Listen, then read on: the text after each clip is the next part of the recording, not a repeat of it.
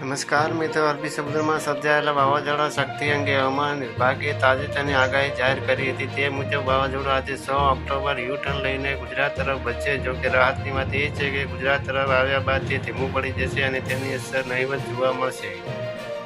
હવામાન વિભાગની આગાહી મુજબ અરબી સમુદ્રમાં સર્જાયેલું ગંભીર ચક્રવાતી વાવાઝોડું શક્તિ હવે નબળું પડી ગયું છે. છેલ્લા જોવા જઈએ તો 6 કલાક દરમિયાન તે લગભગ 5 કિલોમીટર પ્રતિ કલાકની ઝડપે લગભગ દક્ષિણ તરફ આગળ વધ્યું અને નબળું પડીને સાયક્લોનિક સ્ટ્રોમમાં પરિવર્તન થયું છે.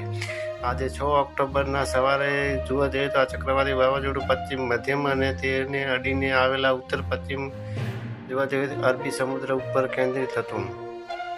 વાવાઝોડું નબળું પડવા છતાં તેની આકતરી અસરના ભાગરૂપે રાજ્યના કેટલાક ભાગોમાં વરસાદની સંભાવના છે.